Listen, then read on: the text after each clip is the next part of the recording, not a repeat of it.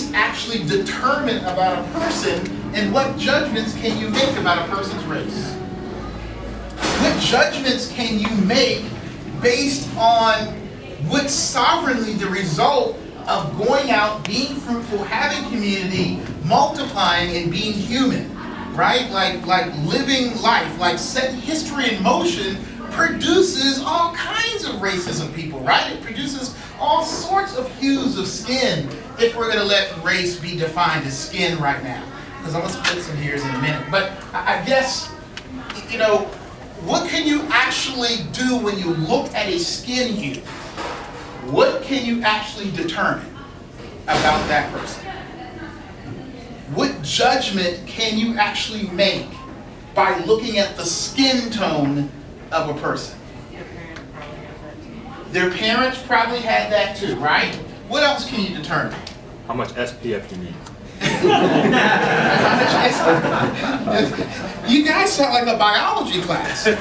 What's interesting is you sound like a biology class and not like a moral class, right? A class on morality, a class on crime, a class on who's more likely to do wrong, a class on who's the most brilliant, right?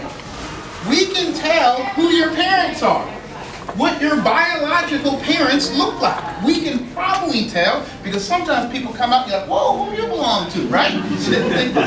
Somewhere along the line in the DNA, something came out anyway, but I guess the point is you can't actually look at a person and determine anything moral about them or anything moral about yourself. Because race is a God creational sovereign deal, and we're not allowed in there.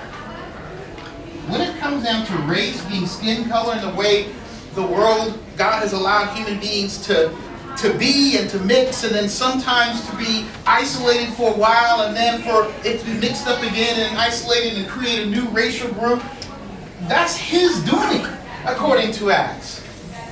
That's his design.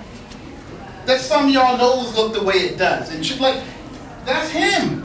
We're not allowed to make moral decisions and assumptions and judgments based on race.